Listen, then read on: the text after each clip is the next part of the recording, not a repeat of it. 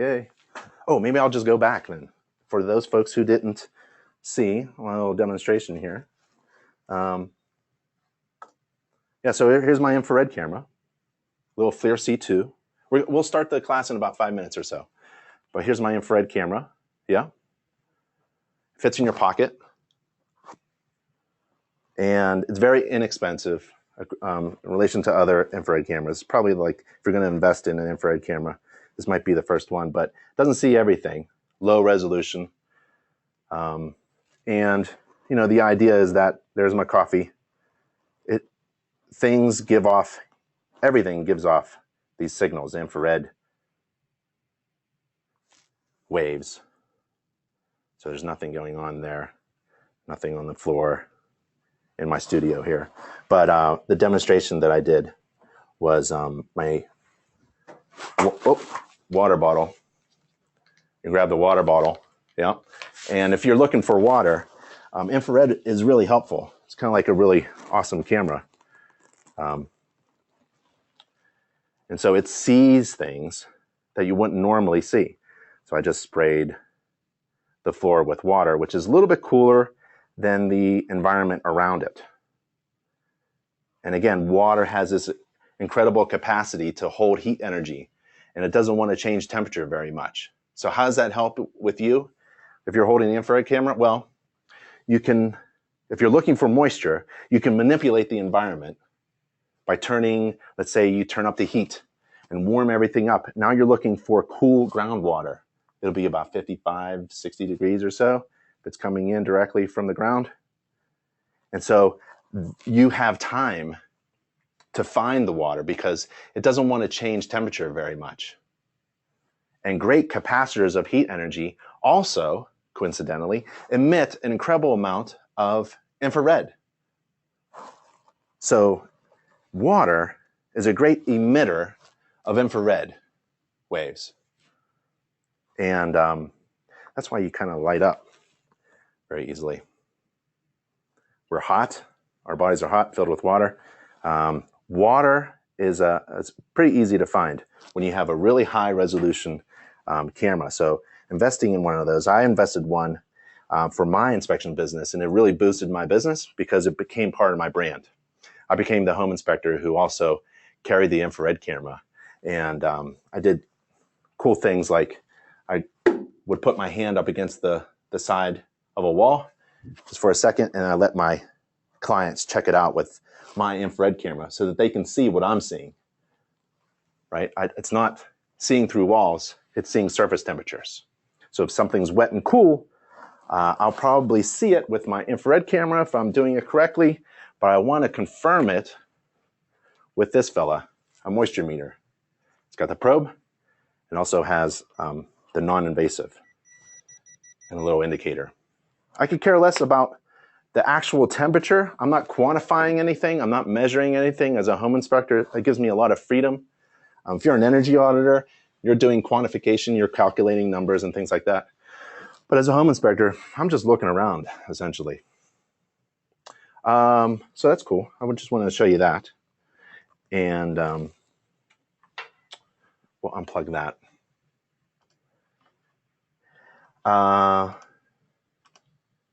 Video is choppy. Yeah, the video is choppy. The video recording will be a little bit better. But let's see, what is the name on that camera? Craig, that's a FLIR C2, and you can get it at inspectoroutlet.com. Inspectoroutlet.com, there's the URL. So if you want to get any inspection tool, I was also showing the crawl gear to folks who had video connection.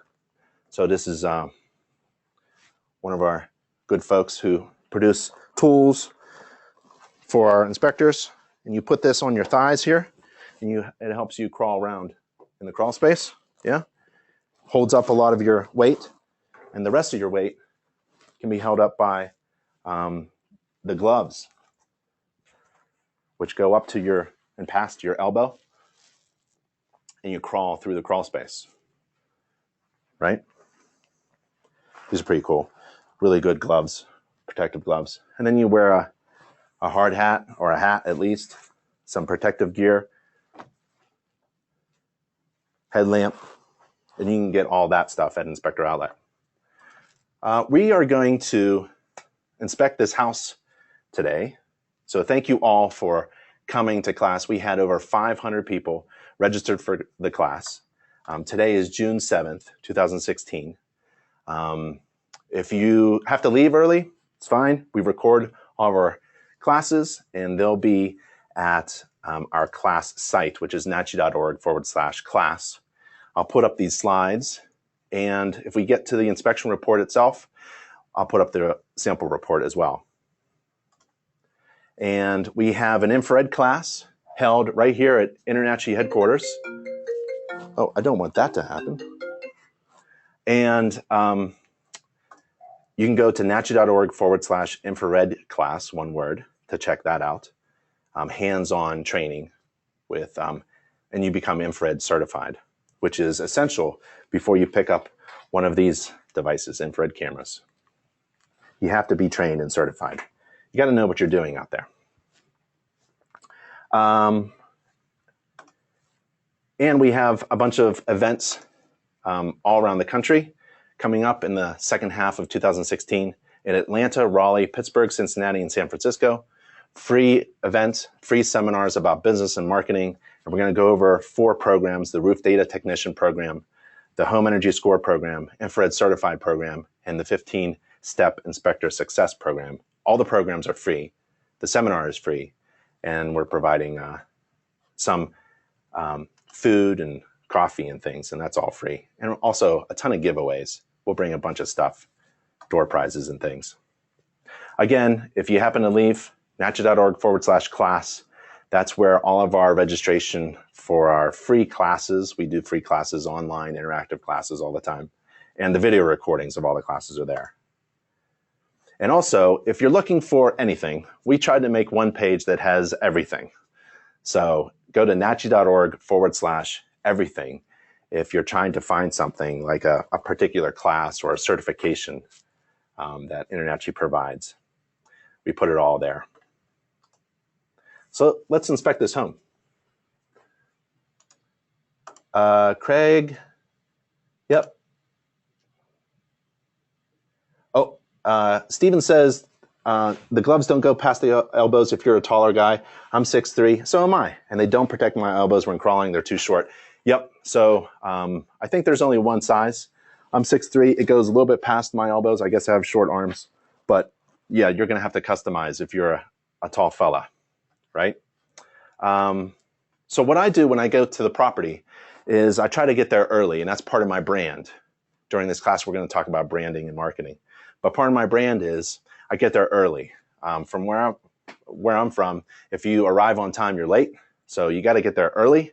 It helps me out because I want to do something that my client can't follow me on. So I don't invite my client up on the roof. I don't care if it's a 1-story rancher, a little shed roof. They're not coming up with me. So I get there early and I do my inspection of the roof. And while I'm inspecting, I'm taking pictures. So I've got a framer's pouch with 2 pouches and 1 camera. You can use your mobile device as well. And, but I have a camera just for photos and a camera for video. I do video as well, and that's part of my brand as well. So I shoot video of the inspection, particularly the roof inspection.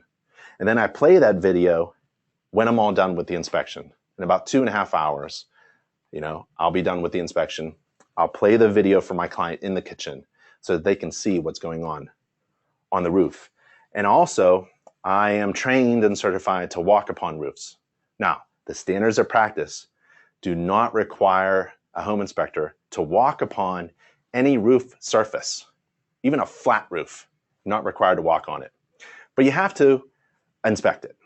Or tell your client that that inspection was restricted, right? Maybe it's a 3-story flat roof with no access, maybe in downtown somewhere, right? Yep, I've been there. So you can't access it. But if you had a spectroscope, which is a 40-foot pole with a Wi-Fi camera connected to your device, you probably could inspect it. So there's always a tool that you can consider to get around your restrictions. But I'm trained and certified. I was a home builder in Pennsylvania, built homes, I walked upon roofs, trained and certified. So in this inspection, I'm walking on this roof surface. It's like a 312, low pitch, rancher, not very high. I've got my soft-soled shoes on. They're gripping well, but not damaging. And I'm taking pictures that will identify me and my brand and what I do for my clients.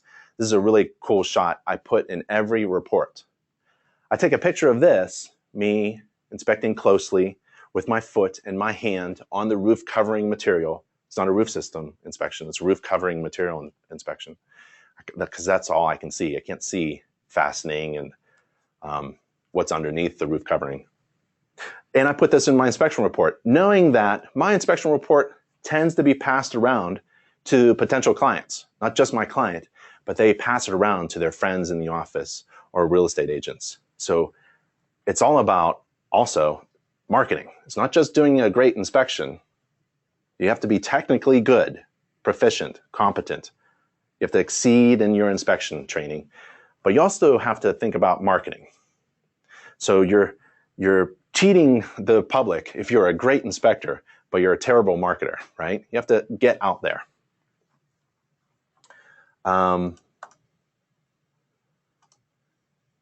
Just a question from Steven.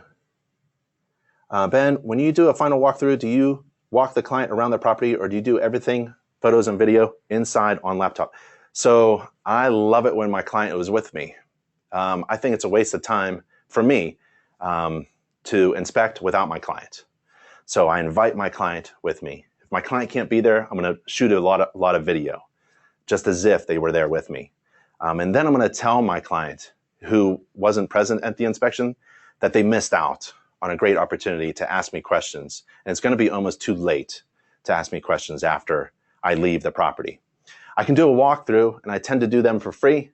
I may send out one of my employees to do the walkthrough with the inspection report to kind of follow up, see if things were repaired.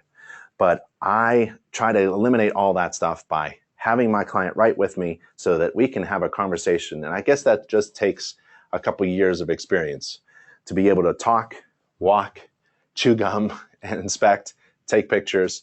And also I write my reports on a mobile device because I want to do 2 inspections a day in order to make my desired salary. So I need to do 2 inspections a day. That means I need to be mobile. I have to quickly do them. Not too fast. I tend to schedule my inspections at 8 o'clock in the morning and 12 o'clock, 8 and 12. A few hours in between. I tend to do a home inspection in about 2.5, 3 hours with a wrap up, and then I go to my next job, which has been scheduled by my office manager as close as possible without too much traffic. So there's a few things. Having an office manager is fantastic, but if you're alone, no big deal. Just make sure that if you're going to do more than 1 inspection a day, that you are good with time management. Okay, so this is what tends to happen during my class. I get off track. So only a few slides in, and we're talking about a bunch of things. So what I do is I take pictures of every surface, roof surface, identify all the roof surfaces by taking a picture, and I'm walking around, and I want to see like the ridge. I take back, left, right, front, all the planes, up close pictures, the edges. There's the ridge vent, gable vent. Now these are systems. Ventilation is part of not just the roof, but also the attic space. So I'm going to get into the attic space, and I have to remember that a house is a system of interdependent parts. If I see a system component on the outside here, like roof ventilation, I know that it's connected to other parts of the house. I have to be mindful of that. So there's the chimney stack, large chimney stack, and has major damage on the outside, water damage it looks like. I don't think it's overheating or anything like that. I think some cracking has happened and has popped off the material, cracked it, they've patched it, classic. Maybe freeze-thaw stuff going on. Water tends to do some crazy things when it expands and saturates concrete masonry material. The cap is okay, but it needs to be repaired. Not a big deal. It needs to be repaired, not by the homeowner, but by a contractor. New flue liner for the heating system. Kind of happy about that. possibly that was causing the condensation to move moisture, right, to move from inside to out and pop the masonry on the outside, but there's a new flue liner. This is the other flue liner. There were two, right? Two flues. And sorry about that. And it's rectangular, so it's probably a fireplace, right? It's circular, square, tends to be a heating system. Remember, this is in the Northeast. This is a property in the Northeast in Pennsylvania. And so we have chimneys, masonry chimneys, oil-fired things, fuel-fired things. So we have a chimney here, and the flue looks great. Standards of practice. It guides me through my home inspection. I refer to it a lot in my inspection agreement, in my home inspection itself, in my inspection reports, in my home maintenance book. Every chapter of the home maintenance book that I give to my client refers to the standards of practice. It provides additional information, helps reduce my liability by providing additional information that reflects my work and also is my brand. So the first system in the standards of practice is roof, and I tend to do the roof first. And guess what's in my inspection report first? Roof. Guess what's in the home maintenance book first? Roof. So it's called congruence. Everything that I do is kind of the same pattern, same feel, same brand, same systems over and over again. And it gets me going in the same pattern, and I don't make a mistake because I don't do things out of order. I do things in sequence. And my client has that experience too. I do things in sequence. I inspect in a sequence. My standards of practice is in a sequence. My inspection report is the same way. If I do the roof first, the first thing they read in the inspection report is roof. They would go, oh yeah, and then we do the exterior. So according to standards, I'm not required to inspect any flue. No flues. No flue interior, no flue liner, no flue. But if I'm there, I take a picture of it and I take a look, because oftentimes I'll see a hole, right? I'll see a big crack in the flue liner. Taking pictures. I'll be on the roof for maybe a half an hour and take 100, 150 pictures of the roof. I won't get them all in the report, probably a dozen, but I'll give all of them to my client actually. The flashing here, the counter flashing, the top edge was not grooved into the masonry. I kind of like that. And it wasn't even sealed. So it's very loose, prone to water penetration, defect, roofer is needed. Step flashing installed, that's good. There's a wire, and it's a live wire because I have my tool from Inspector Outlet, right, to see if something's live. It gives me a signal, tick tracer, sometimes it's called. And it's an interior use only wire, and it's lying on top of the roof surface. So that's an easy defect, but it's also a hazard. Right there, identify it, I pull the opening. So it's really a terrible thing to do, to install, but the pictures are awesome. Give my client an idea of what's going on. Then I go to components that I find on the roof system, which is anything that penetrates the roof covering material. Anything that pops a hole through my roof covering material, I want to inspect it. And I want to make sure it's flashed properly or sealed properly. So skylights is kind of like a window, an exterior wall, but on the roof. It has to be flashed properly with the mindset of how water moves. You know, rainwater comes down and it moves towards the ground, right? But it kind of goes around things and moves in. Water has tension, so water tension, and it can be absorbed too. So I want to look at these components of the roof system with the mindset of how rainwater moves. So I'm inspecting it like that, and I see cracks. I see cracks in the cover of the skylights. Other skylights, there were 6 skylights on this roof. So it was a lot to inspect. And some of them were different than the others. There's flashing around the vent stack pipe. The gutters are in great shape. Newer roof, newer gutters, so they installed new roof. And there was 1 layer of shingles, so they tore off the old layer, put the new layer down. There's skylights in the back, little metal roof in the back. It's in good shape. peeling paint from some painting that was done at the fascia board. Wood shingle shapes in poor condition. Some of it is really curled up, cracked, missing pieces like, let's see if I can scribble on here. Let's see if I can get this to work. Sorry, folks. Let's see. Yep.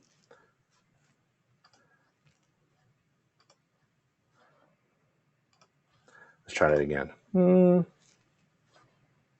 right. I can't get it. I'm on a different screen. Sorry about that. I was going to circle that area, but there's a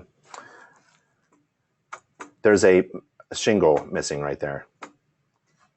So I don't really like that very much. I think that it's original to the house, probably 30, 40 years old. While I'm on the roof, I take a look at other systems, other components. There's the pool back there, all covered up. This is the winter time. Not a great cover, but it's doing its job. And also, I do video, like I said.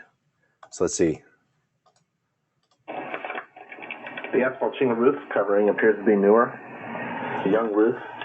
I don't see anything missing or damaged. I don't see any repairs that were performed. Been walking on the roof surface, feels good. Just flashing around the sewer vent pipes, flashing around the skylight. There are 3 on the shingle roof.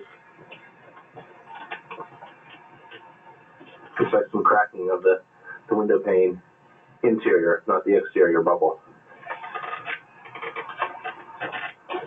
The metal roof, small metal roof with the skylights are in good shape. Older cedar shingle roof in the back. There's a ridge vent installed on the roof and a gable vent at the attic. At the chimney stack here, there's an electrical wire wrapped around the chimney stack lying on the roof. The wire is an interior use only wire, and it's deteriorating because it's outside, so that's an electrical hazard. Masonry chimney stack, looks like a new flue liner was installed for the heating system. There's a fireplace, could use a cap in the screen. The exterior needs repair. Looks like the stucco material, masonry material, was patched before this patch. Still needs repair. Large cracks, water pushing the material out. And the flashing is missing sealant. It's open to water penetration. So a lot of inspectors wonder, like, how do I get my business to grow? Well, you have to think about branding and adding value to your service. So what I did was I didn't sell infrared separately. I just included it with my home inspection. Every home I carried an infrared camera and I used it. I hardly even put infrared pictures in my reports or even commented on them. It was just something I added. It's kind of like icing on the cake. It gave me an opportunity to add value and therefore increase my service fees. I also did a ton of pictures that I gave to my clients, and I also shot video. So I was the inspector who did all this crazy stuff with digital cameras, video, and infrared. And it was all quote unquote free. It gave me an opportunity again to allow my clients to pay for those additional services by raising my fees. If you add value, you should think about how you price your services. And if you need help on how to price your services, it really has nothing to do with your competition, your market area, a little bit about your market area. It has nothing to do with feelings. It's all about math. Overhead, desired salary, and profit margin. And it's very easy math to figure out how much and the amount of time you want to work. A little bit of math, a little bit of division, and you figure out how much you should be charging per hour or per job. It's very easy to do.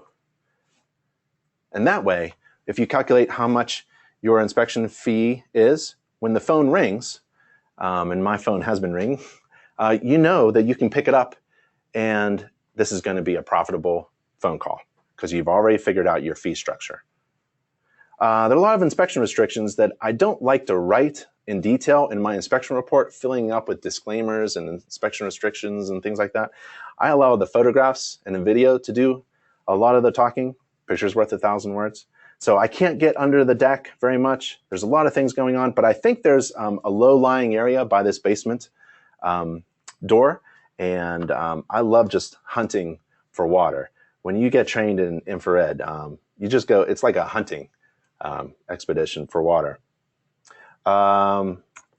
Let's see, I'm just looking at the questions before I get to the next system. So I'm done with the roof system, right?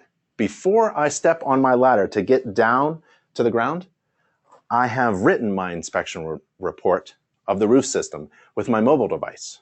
I'm done with the inspection report for that system. So I don't go from system to system to system without writing my inspection report. Even if I have to ask my client for 30 seconds, a minute, to write my inspection report on my mobile device, it's worth it. I don't go to another system. I don't do the full home inspection and then try to remember what I inspected and write their inspection report at night, right? Hours later. You can, if you get a mobile device, they're on Inspector Outlet, we sell software through our vendor partners. And if you write on a mobile device, you can make sure that you don't miss anything. And if you break it down by system, depending on how you do the inspection, it's either 9 or 13 systems, you'll have a better method, a sequence of doing your inspections, and it reduces your liability, your chances of making mistakes. So before we get to the exterior, I want to take a look at some of these questions. Does it make sense to look in the attic first? First examine the roof decking for rot and unsafe conditions before I walk on a roof?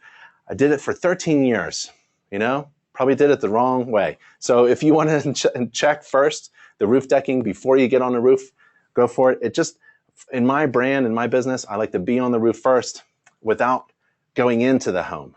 It's kind of intrusive, kind of difficult to do. I can get there an hour early if I wanted to and be on the roof in the exterior. So there was only one occurrence where I got there early, I was stepping on the roof, and it creaked and cracked so much. I think the plywood was just incredibly delaminated. It was incredible that the roof was functional at all. The roof decking, you could see it was a little wavy. But I stepped on the roof, it creaked a couple times, I took another step, it creaked even more, and I got off. So I did have that experience. I apologize. Figure out how to turn that off next time. Yep, Robert is very concerned about walking on the roof. You're not required to do so. But we do have a spectroscope tool. That's a big tool. And a camera is attached to the top of it. Your mobile device is attached in your hands at the bottom. It extends up 30 some feet, wireless connection, and so that you can inspect the roof while standing on the ground. So I recommend that. Which appears to be non-conforming materials. Flex up, yep. Scott, you're awesome. Home inspections. I'm trying to go through. What is your opinion using drones? Drones are for fun, basically, unless you have that approval from the government. It appears, now those step flashing around the skylights, many of the skylights, I do call that up. So I do pull up. I don't look for exposed step flashing. I want that step flashing tucked underneath the shingle. So when you install it properly, you really shouldn't see step flashing all over the place. So I do tend to pull up 1 or 2 tabs of shingles, not all of them. And that's kind of like my sample. So I look for the head flashing, the apron, and the step flashing around those things. And if I see a sample of good installation, I basically keep going. What mobile inspection software is the best? I don't know, actually. Haven't done a full home inspection for a paying client for a few years, but from what I understand, there's some leaders in the industry. You see them at our events. You can call them up. Most software, if not all, software providers have free trials you can download and try them out. I would recommend just going to inspectoroutlet.com, inspectoroutlet.com. That's InterNACHI's e-commerce partner because Inspector Outlet provides special recognition to members. With all your add-ons, how much do you charge for your inspections? When you were inspecting, some of my free add-ons are personal guarantees and warranties. I also do most of what you do except thermal imaging, not trained yet. Yep. Again, every time I add something like a home maintenance book, right? A lot of inspectors say, well, I don't want to do a home maintenance book. It's $2.70 each, giving them away. I used to give 3 away on every job, by the way, because, well, we can go into that later. Americans tend not to throw away books, so they give them away. And so you can customize this, but my card would be attached to the thing that my client is giving away. Just increase your fee. So if this is $2.70, why don't you increase your inspection fee by $5 and allow your client to purchase their own home maintenance book and your coffee in the morning? I never bought anything that I gave away. So my clients always had the opportunity to purchase the free infrared or the free home maintenance book or the free videos. That's my advice. You can try to sell it, but I was just successful in not selling it. And then I got to the point where I was making probably a little over $500 to $750 per home inspection. Brought home $1,000. I wanted all my employee inspectors to bring back to the office $1,000. So that's where we were. And we were in a nonstop shop too. So you can do home inspection, termite, radon, water quality. Lead hazard risk assessments are really fun and very profitable. You have to take a 5-day class typically through an EPA-approved trainer. It's worth it. Find it. Google it. I did that. That was a lot of fun. I helped a lot of children not get lead in their bodies. I was doing well by doing good. So there are many things where you can diversify your services as well. So I'm going around the outside, and remember, I'm thinking about water. So I'm thinking about how water goes down the sides of the home and around the surrounding ground areas. I want everything sloped away and diverted away. And I'm looking for openings. Just like a roof penetration, I'm looking for openings in the building envelope, the exterior siding materials, including cracks, like these masonry cracks. I had a home just like this.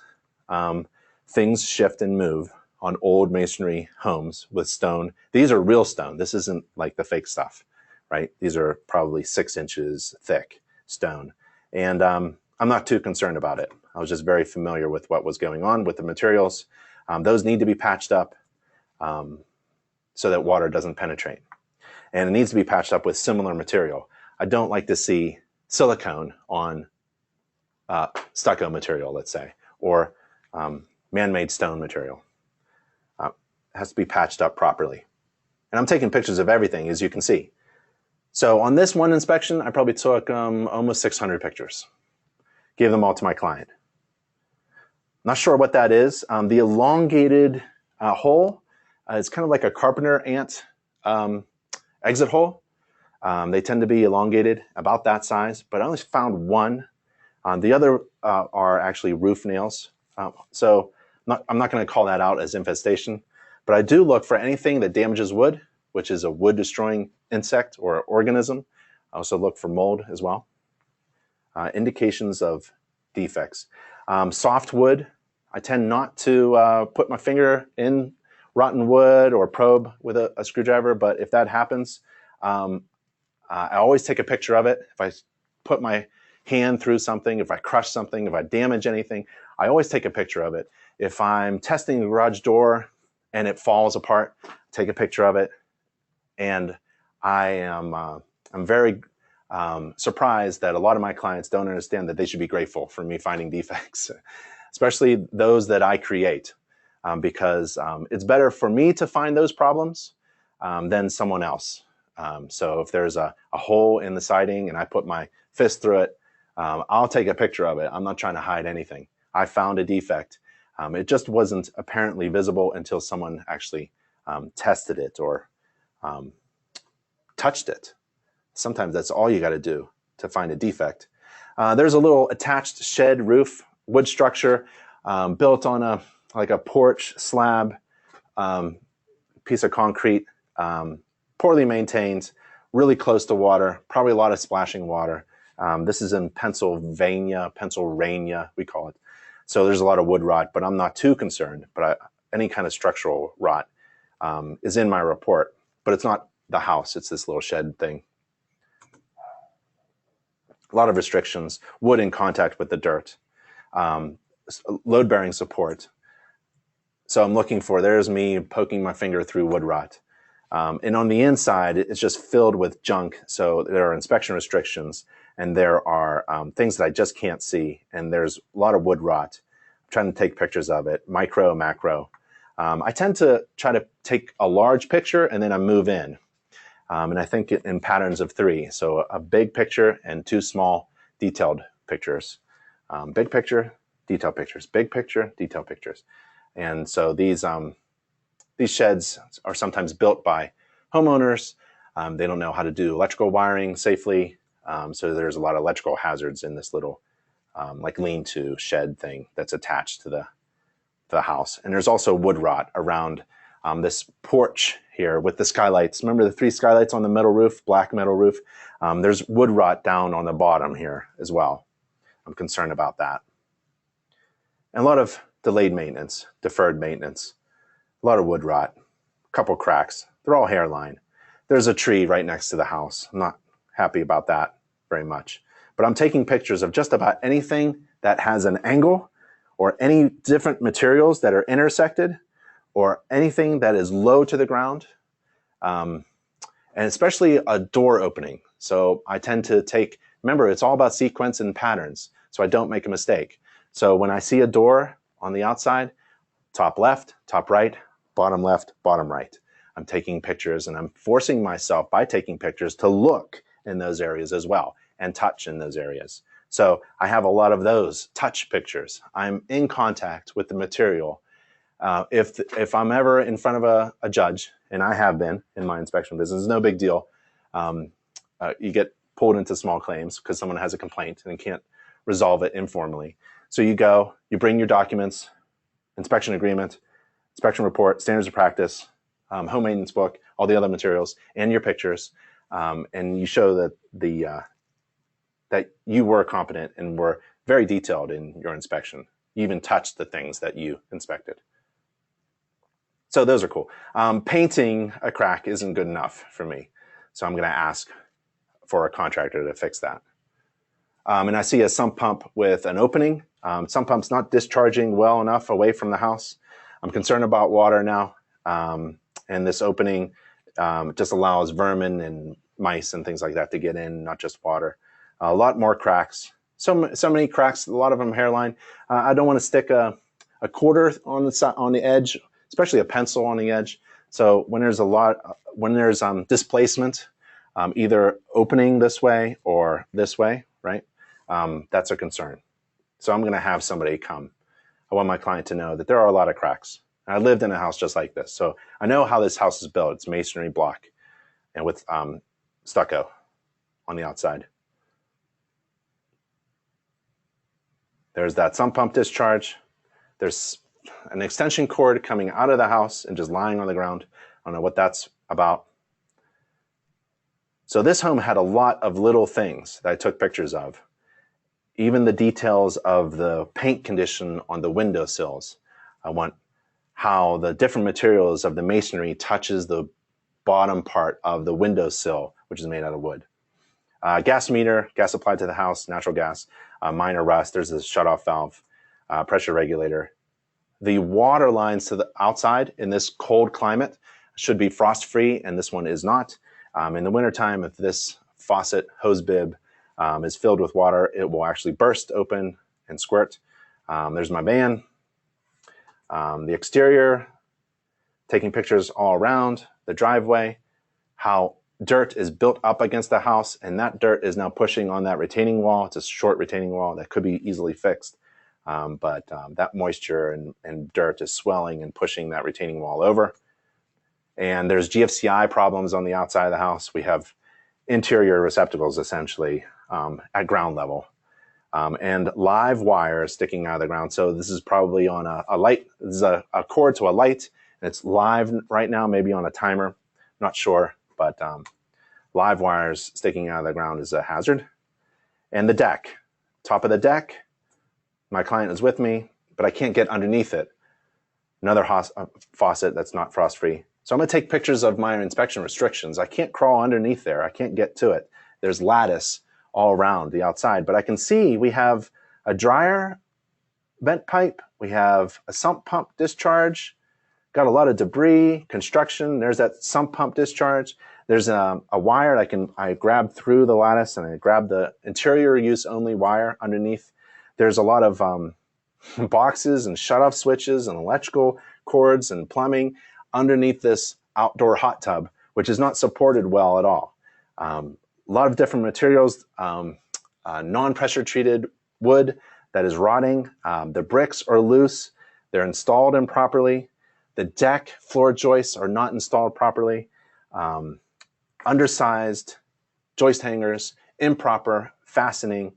A lot of things going on underneath this deck that you wouldn't see if you didn't stick your head through the lattice there. So I'm glad I did. The dryer exhausts underneath there. The concrete blocks are being used. They're improperly installed. Improper support. I guess there's some load-bearing concerns, especially with the hot tub. So we need a contractor in there. And turns out there's, on a second, sump pump discharge, it looks like. There's two pipes coming out. One's barely out the foundation wall, and the dryer vent is totally clogged with lint. So you can't see what's going on, can't access it. That means you can't maintain it. You don't know what's going on. So fire hazard and water discharge problems. There's a little zoom. So the zoom feature of my camera is awesome. And there's the clogged dryer. And wooden components and metal steel columns that are either rusted and deteriorated or rotten. So there's a lot of structural problems underneath this deck. Somebody's got to get in there. Even though it's not high. This deck is maybe 2 feet off the ground. But you don't want structural problems. And spacing between the railing spindles should be no more than 4 inches. Can't get a 4-inch sphere in there. This one's over 5. So that's a problem. Holes through which water can penetrate the interior of the home is not a good thing. So that's the main electrical line going in. That's a 200 amp electrical line. There's the grounding rod, electroconductor. There's the meter, 200 amp meter. The old 100 amp meter I can tell was replaced because of the groove in the stucco, original stucco.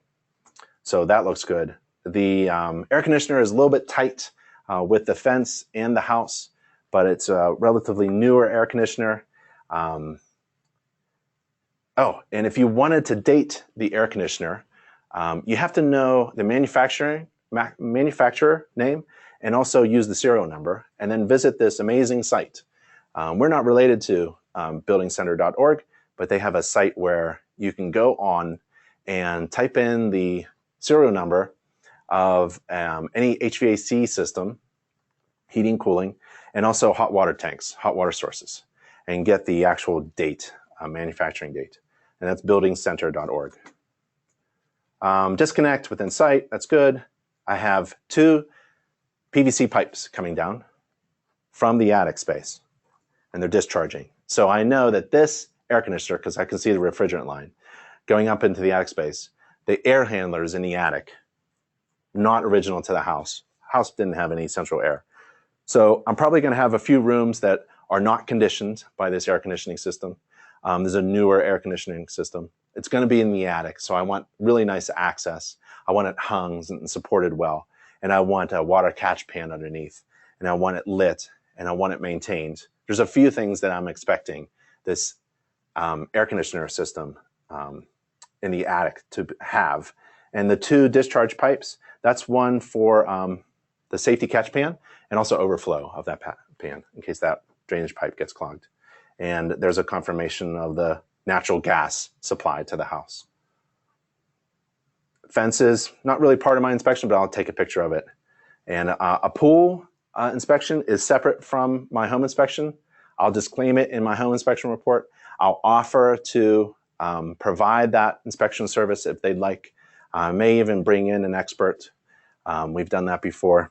There are safety issues with the fence and a few other things with the electrical. The cover is obviously not all that great. There's some movement of the concrete walks around the pool itself. A lot of GFCIs that are there but are missing their safety feature. A lot of poorly done installed electrical wiring. So If this pool system was installed by a professional, it wasn't done well. It was probably done by a homeowner. These wires are not installed properly. That's not a master electrician there. And there's wood rot on some of the structures around the pool. No big deal. Panel for the pool. Some breakers are on and some breakers are off. So be careful. Don't ever turn on a breaker that has been turned off or tripped off. So this is a GFCI that was tripped off. There's a few in there. And I take the cover off. You are not required to pull any dead front cover off. I'm trained to do so. I wear a protection on my face, on my eyes, on my hands, and I pull the cover off and I want to take a look on the inside. According to the standards of practice, no home inspector is required to pull the dead front cover off. It's very hazardous. I do not recommend it. Another hazard on the outside that a lot of home inspectors may not think about are the ponds and the bird baths and the pools. So there's a little fish thing going on here. Small kids can fall in, and we don't want that to happen. And improper electrical wiring. Interior use, NMB stuff on the outside, not good. Not good at all. So a lot of hazards out there. And anything that's storing fuel, especially water, chemicals, things around the house that are in storage. I tend to take a picture of that. Even like pet stuff, I'll take a picture and make sure my client knows that is going on. And I'm at the heating system. This is a boiler system. So I've written my report, remember, on my mobile device. Now I'm taking my client, well, from the beginning, I get there early, I do the roof inspection, I write my report with my mobile device on the roof, come down, I visit my client, shake their hand, give my cards. I take my client around the exterior once, and I send them inside the house, and then I go around the exterior slowly, doing my actual inspection. And then I go in and I want to do the big stuff first, the hard stuff. Heating, cooling, structure, electrical, plumbing. The rest of it is like attic, interior bathrooms, that's easy stuff, kitchen. I do the easy stuff as I go, right? Because you can kind of pace yourself through doing a sample number of windows or something like that when you're in interior. But I want to spend the heart of my time, the majority of my time with my client at the big systems like the heating system. So this is a boiler, and it's a gas-fired boiler because I remember the natural gas supply, shutoff valve, and meter was on the outside. And essentially, if you're not familiar with this, it's a cast iron box filled with water. It's heated up with flames underneath, and that water, that hot water, almost at boiling temperature, like 180 degrees, is circulated throughout the house through these pipes and to radiators, and they radiate out energy, and it returns. That hot water returns to the boiler system a little bit cooler, and the process starts again. Let's see here. We have a few questions. How do you give 600 photos to your client? Well, nowadays, yeah, it's from the cloud. You can do it from the cloud. A lot of software providers have that ability.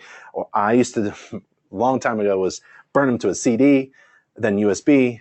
So I would use the most recent technology. I always push technology to your advantage. What megapixel camera do you use? Well, it was probably a 2, 3, 4 megapixels, but I reduced it to the absolute lowest res picture. So very low res. I think it was 640 by 480 pixels, very small, low res. Each picture was probably weighed about 140, 120 kilobytes, very small. I'm not publishing a book here. I'm not taking high megapixel stuff, high resolution stuff. Very small things. Stick them in the report, done. Yep. Actually, these pictures are low res pictures. See that picture of the boiler? Very low res picture. That was the inspection picture itself. This is not high resolution pictures. These are very low res pictures. Very lightweight and easy to move around and share. And small enough to put in your report, right? What type of camera, brand, model? I like the Canons because it had that fat part for my hand. Nowadays, these cameras, they look like this Clear C2 camera, which is very hard for my hands to hold onto. You know, it doesn't have a big grip. So actually not too big, but not too small. So if the landscape wiring is low voltage, is it really a hazard? Right. So it could have been low voltage. I don't know what's going on. When you see an electric wire coming out of the ground, right? And your thing is telling you that there's something going on, it's an electrical hazard. Thank goodness I'm a home inspector. If I was an electrician, I'd have to go further and where is it? What's the breaker? What's the system on? I'm just looking for anything that could be a hazard, in my opinion, right? It's great to be a home inspector. I don't have to diagnose. You don't have to diagnose anything. You just have to report indications of defects that you observe. And if you didn't see it, then you can report it, right? InterNACHI fee calculator is a calculation of the age of the house. Do you charge for the age of the house in your fee? And if you do, what was your fee per year of the house? Robin asks. Right. So I charged not only for age of the house, if it was over 30 years, in Pennsylvania, in my market area, if it's over 30 years, it's got more defects and I'm gonna have to spend more time. And I'd love to just spend my entire day there. So we would charge an extra $50. And then, travel.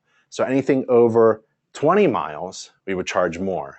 And then exceptional, that was my market area, about 20, 30 miles away from home is where I did my work, and in southeastern PA near Philly.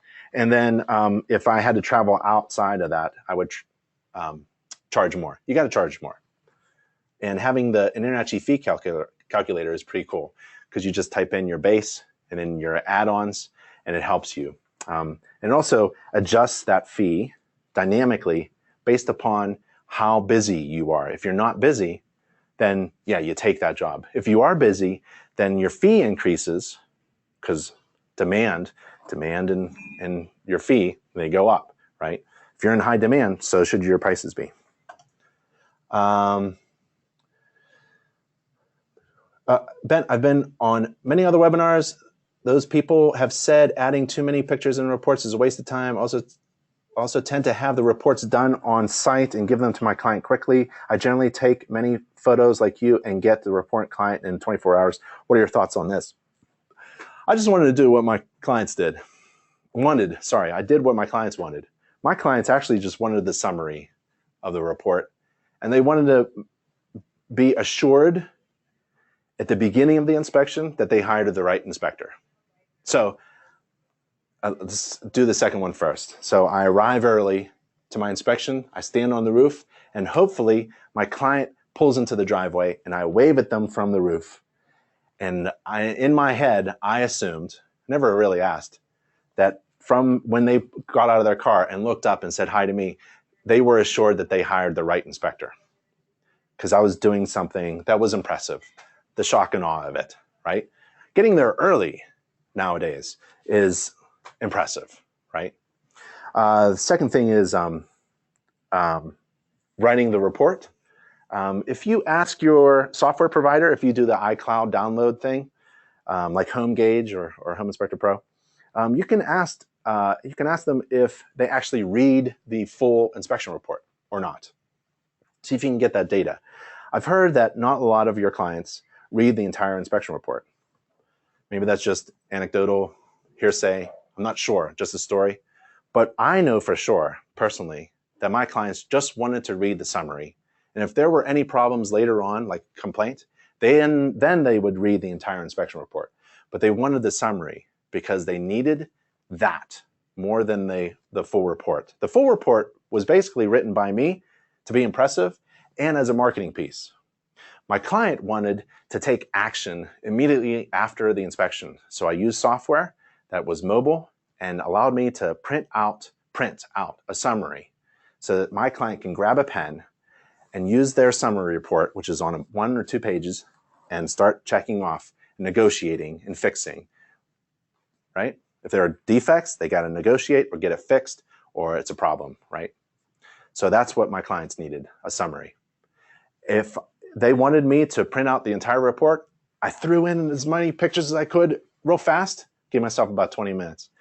And then I printed out the report. as I said hi and bye and got paid, the report is printing out. Full color report. Beautiful. On punched paper, I put it in a binder and I snap a home maintenance book. I bought someone else's, then I wrote this one for InterNACHI members. This is the best home maintenance book you can do. It also provides information that you don't have time to provide.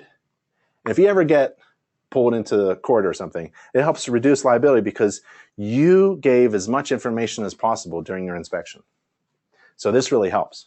And it's punched. So you stick that in the binder along with your signed agreement if you can, print it out, and other documents. And that's what I did. That summary was really important to my client. I didn't question it. I just gave it. So I would say it's really not up to what other inspectors say. It's really what your client wants. If your client wants a summary, do a summary. If your client wants the entire inspection, do the entire inspection. If your client thinks there's value in having 500-600 pictures provided to them on USB or downloaded from the cloud, do it. But remember, whenever I added value, that was an opportunity for me to raise my fees. Do you carry a mobile printer? And so what's no, mobile printers are too slow. So I got the smallest little thing from Office Max or Staples or something like that. That was full color. Ink was costly, but I didn't pay for my ink. My clients paid for their ink. Okay. Let's see. Whoop. So the switch, emergency shutoff switch is loose. That needs to be fixed. Gas shutoff valve. I'm doing components. So the system was the boiler, right? There's the boiler. Now components of the system. That is a component. Take a picture of it. Shutoff valve. This is the temperature gauge, the high-low temperature gauge of the boiler. This is the circulator pump of the boiler that circulates water. This is the draft inducer to pull the combustion gases through the heat exchanger and push them out of the chimney. This is the serial number and boiler manufacturer. That's the temperature and pressure gauge. That's the pressure relief valve set to 30 psi. It explodes if it goes higher, and if it does, everyone's going to get scalded. So that needs to be extended down. There's the interior. Sometimes if I can, very easily, if it's accessible, take the panel covers off. Take a look at the cast iron material and the burner ports and the burners and the condition of that. So everything's going really good for this boiler. There's the chimney flue. That could be sealed up. Water fill valve and check valve and shutoff valve. No maintenance on the boiler. So that's a problem. There's an expansion tank. When water heats up, it tends to expand, and this absorbs that expansion. There's a bladder in there, air bladder. There's a hot water source. The boiler did not create the hot water, domestic hot water for the fixtures. We had a hot water tank. It's a gas-fired hot water tank. That's the system. Here are the components. The shutoff valves coming in, the temperature gauge, the shutoff gas valve, the water shutoff valve, and the intake pipe, the outtake, the flue. It's a natural draft, by the way. The pressure relief valve is not extended to the floor, just like the boiler. That's a safety hazard. The bottom is not rusted. It doesn't have a water catch pan. That could be installed. There's the water now coming in to the house. I think water coming in and water coming in, draining out. So I want to do water supply. Water supply underground, shutoff valve, water meter. There's a shutoff valve, jumper cable, pressure relief valve and check. If you have a pressure relief valve and check valve on the cold water coming in and a hot water tank, it should have a bladder tank, an expansion tank. If it doesn't, then check your pressure relief valve. It tends to drip because there's excessive pressure on the water lines. There are, down in the basement, a lot of drain pipes, especially the laundry here. And I'm behind some kind of laundry and dryer vent thing, and I'm taking pictures of any drain pipes now. I'm thinking drain pipes. I did water supply, now drain. And here's it was a water supply. It's part of the boiler, actually. And it's been duct taped. There's a leak at the T-fitting, maybe, and they've been duct taping it instead of fixing it. So that's the heating system, water supply, water drain. drain waste vent. And now electrical. 2 fingers means 200 amps. That's a 1 is 100 amps, 1 in bent is 150. So 200 amp panel. And there's the main panel. And I also take pictures that are close enough so I know if the breakers are on or off, right? If they're off, I don't turn them on, but I want to identify that everything is on or off and which ones. Oh, and this is not labeled at all. So missing label, a cross finger means that there's a problem. So no labeling. This is a GFCI that has been tripped off, probably me on the outside. So I'll reset this GFCI because you're supposed to test and reset. So reset it, test it, and see what happens on the outside. And sometimes I'll have my helper on the outside looking for receptacles on that circuit. But it should be labeled, and it's not. The individual breakers should be specifically identified. You're not required to pull off the dead front cover. I do. I don't recommend it. It's not safe. Don't do it. There's the 200 amp electrical disconnect. There's the grounding electrode conductor. Saw that outside. Big amp breakers, smaller amp breakers. There's a few things that are not ideal. The grounding wire sharing one thing. That's okay. I have some disconnected conductors, live wires, black wires inside the panel. No big deal. The deal that I don't like is the apparent indications of water penetration within the electrical panel with rust and corrosion and indicating an active problem within this newer panel. So we have water following the line, conductor line, all the way down into the electrical panel, and that's not a good thing. Water and electricity do not mix. And then down in the basement, there was some kind of hot water tub. They love hot water tubs here. Circulating tub, shower, so I'm doing all the fixtures while I'm down there. So I'm combining some things. So you could inspect by system, you can inspect by room. I tend to inspect with a combination of things. So I'll inspect by system, roof system, exterior system, heating system, hot water source, electrical system, plumbing system, drain waste vent. And then when I get to bathrooms, all of those rooms are in one category in my inspection report. So I'll do bathrooms and I'll identify each bathroom and each fixture. Each fixture is inspected, each receptacle is tested for GFCI, every switch, unless it's identified as a defect already before me. So I'll take a look at everything. I love to pull off the plumbing access panels of every shower and tub. There should be one installed. And if there isn't, I tend to write it in the report as a repair or an improvement.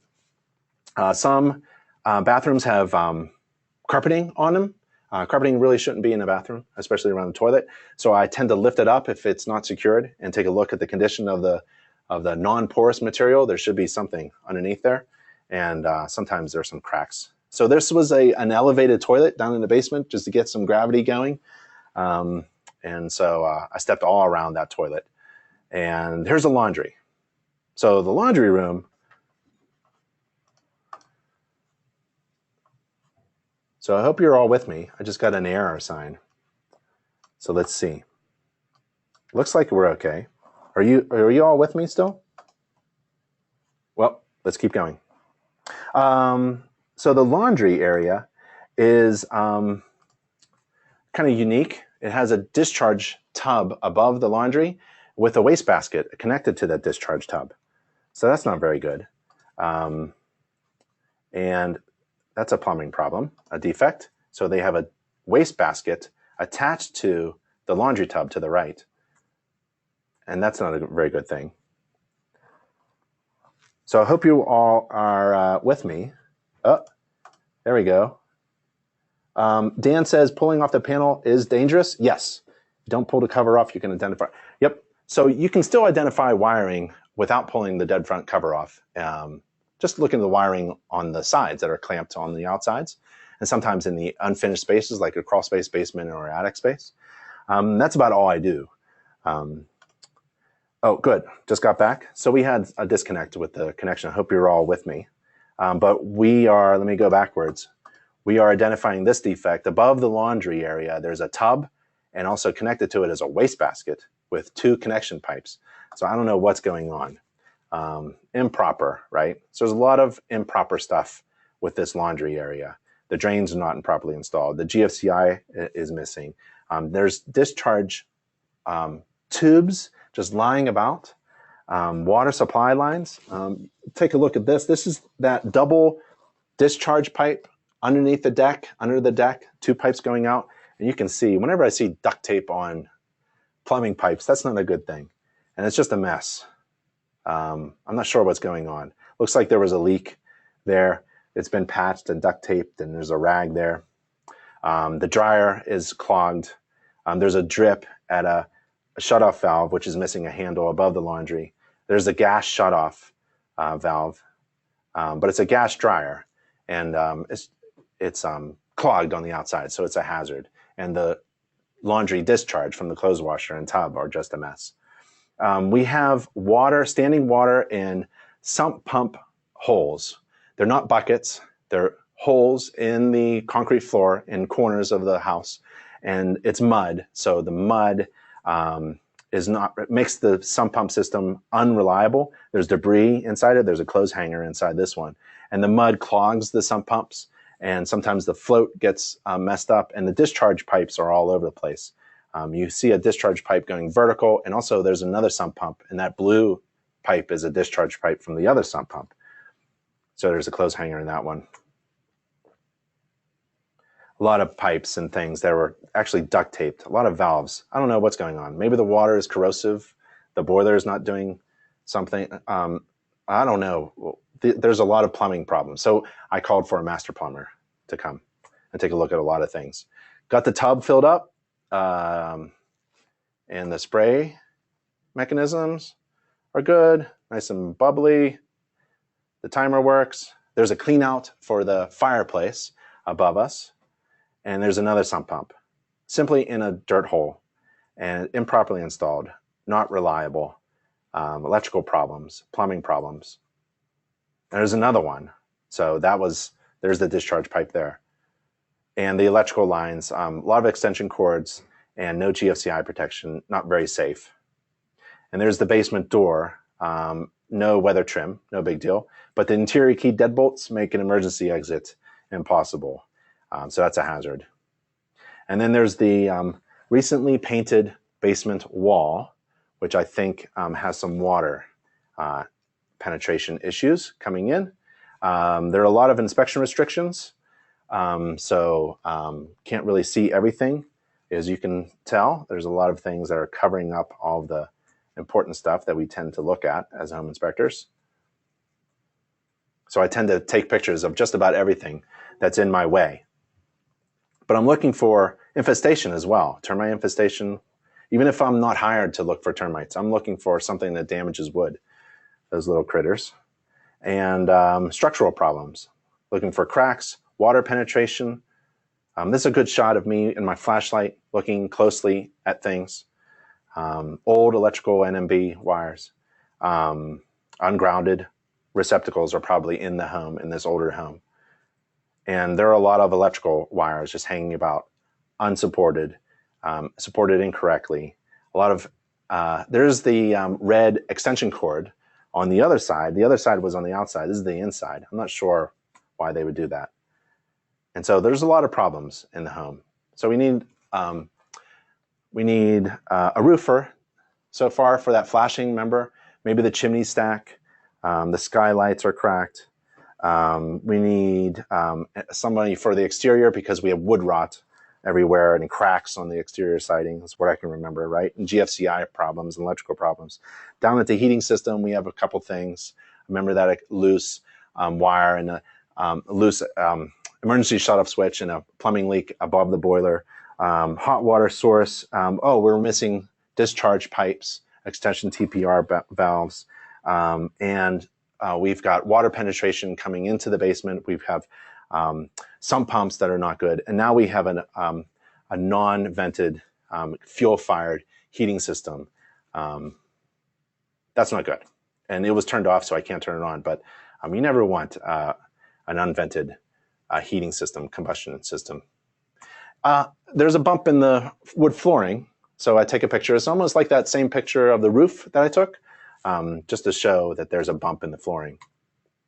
And this is the air conditioner thermostat. So I can't crank it on, and the main return has the air filter in it, and it's clogged. So delayed maintenance, that's in the ceiling, and here it is in the attic.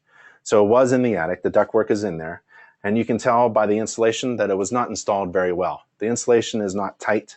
We want to see some good securing at the connections.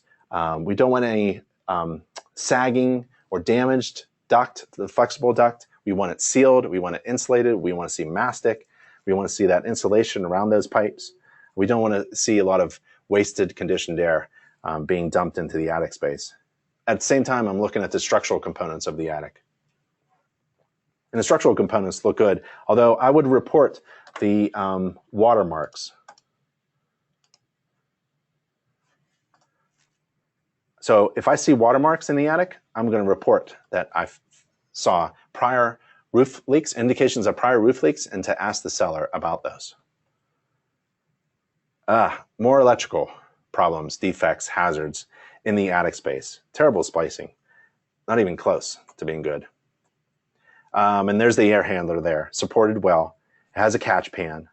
That's good. Electrical is okay. And there's the model serial number and manufacturing label. I like that.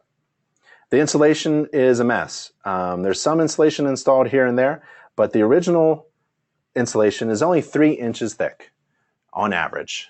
So in this area, we want over 1 foot of insulation, and nowadays it could be even more. And we want air sealing too. So you stop the house from the natural drafting that happens, especially in a cold climate house. All buildings tend to naturally draft up. So you need to seal that up before you put insulation on it. You can add more insulation on top of the existing insulation, but really to stop the air leakage, you need to seal it, air seal, and insulate. And there's the bathroom vent. It's exhausting directly into the attic space. That's not a good thing. A lot of wiring, a lot of missing insulation, just a lot of defects all over the place. I don't think insulation should be in contact with that light bulb of the bathroom there. So a lot more pictures just snapping away. And if I see a mouse trap, I'll take a picture of it. I'll put it in the report. I won't make a big deal out of it, but I will comment on it. And the fan is about 4 feet away from the gable vent, or 3 feet away from the gable vent. And it's not doing anything, not installed properly. It's just kind of blowing air around. It's near a very small gable vent in the triangle gable part of the attic space. So it's and I try to turn it on manually if I can. If I can't, then I put it in the report. So it's not doing very well. Not a whole lot of insulation or ventilation, and the attic access panel is not insulated or sealed, and that's the panel there. Now I'm into the interior. I've done really the majority, the bulk of the home inspection. Now I'm doing bathrooms, interior, which is a sample number, representative number of windows, doors, light fixtures, wall receptacles, ceiling fans, anything like that. But I'll run all of the fixtures, hot, cold. I'll flush the toilet, run the sinks and the shower to see how the flow is going. And there's just a lot of problems, a lot of missing things like that cap, no GFCI protection. The shower is functional. I pull the cover off. I like the plumbing access panels to see the drainage pipes. No GFCI protection in this bathroom. Missing handle at the skylight. Watermarks at the bottom corners. There's watermarks there. It's been patched up before. So I'll put that in a report, ask the client to ask the seller when that skylight leaked. Turn on the ceiling fans, open and close the windows, non-grounded, older receptacles with older wiring, and the interior shots, doors, windows, receptacles, floors, a lot of inspection restrictions. I mean, there's a lot that I can't see in this. Once I had a complaint, and there was termite infestation underneath a very heavy cabinet structure in the dining room, right underneath it. And thank goodness I had a picture. So there was actually carpeting installed as well. So I had carpeting and a very large piece of personal furniture, and I was able to explain, according to my standards of practice in my home inspection agreement, that there was no way for me to see that defect. Skylights, more water at the corner there. So the skylights are not really reliable. Maybe it's that step flashing that we talked about earlier. A lot of watermarks at the bottom. This is that skylight structure above me, 3 skylights on a black roof. A lot of water problems on the outside. Remember all the wood rot I saw on the outside? Well, all that is coming in. The carpet is wet. There's water, rot at the bottom corners. Interior key deadbolts again, hazard. Should be a thumb switch. And those bay windows. I always take a look at the ceiling of a bay window to make sure there's nothing going on with the roof and the flashing. If I can, I'll comment on extension cords and strips like this one. And I'll try to see if it matches code. Although we're not code inspectors, I want the receptacles not to be so far apart. If there's a large wall without a receptacle, I'll make sure I'll try to explain that condition. And sometimes just the extension cords and the strips will indicate that there's a problem with an older home and wiring.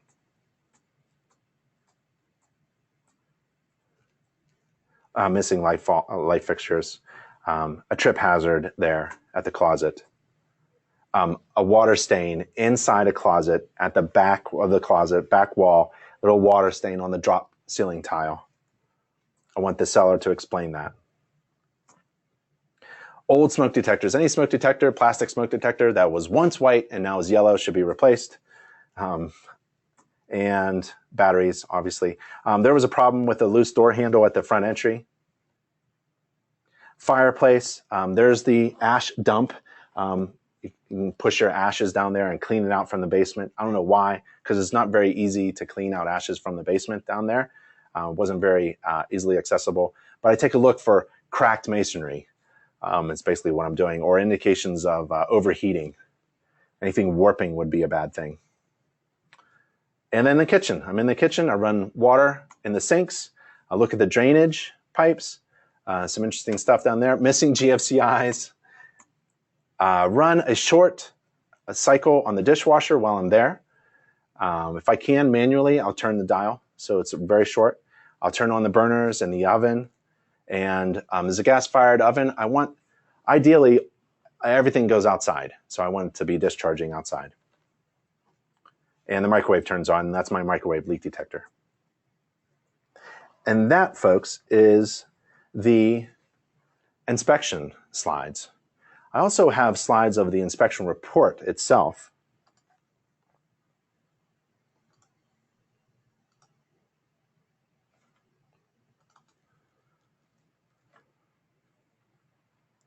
So let's see if we can bring that up. So the report itself is about 60 pages long, 59 pages. And I print out the report at the inspection if my client wants it. I print out a summary, at least, of my inspection report. And this is kind of like what my inspection report looks like. So there's a few pictures on every page. This is the roofing section. I inspected the roof first. First section of the report is roof. I take lots of pictures. Anything that needs to be repaired, monitored, or corrected, I put that in the report. There's the flues. There's a chimney stack that needs repair. The flashing, the grading around the house, the sump pump, the wood rot. The deck has structural problems. The sump pump, frost-free hose bibs. The dryer vent has a problem. The leaning retaining wall. The heating system, loose shutoff switch. No visible record of recent service. Gas wall unit. The air conditioner. The interior filter is dirty. No service record. There's the water line coming in. Expansion tank is missing. There's a couple drips, active water leaks. The hot water tank is 12 years old. It's an old tank. TPR valves need to be extended out. Circuit breakers are not labeled. And it goes on and on. There's water inside the main electrical panel. We have water penetration, active water penetration, and active water penetration and sump pumps that are not installed professionally, not reliable. I like to say that. A lot of extension cords and wiring problems and wiring hazards in the attic especially. Not enough insulation. Bathroom exhausting in the attic. Bathrooms, some of the sink tops are loose. No GFCI protection. And the laundry is just a mess.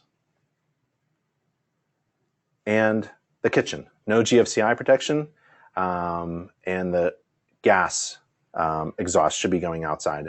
Kitchens and bathrooms should be exhausted outside. And then I took some time to write about the pool, how we disclaim it, we didn't inspect it, but we could, if you'd like to, and that the deck has structural problems, and that the wooden structures around the pool have problems as well. And then a little report conclusion and a letter that I leave behind for the existing homeowner. And that is our class. Let's see. No more questions? If you would like to register for the next live class, free live class, go to nachi.org/class. We have free live classes. And we also have our past recordings of our past classes at nachi.org/class. And my name is Ben Gromyko. I am from InterNACHI. That's the International Association of Certified Home Inspectors. And I'll see you next time in class. Bye, everybody.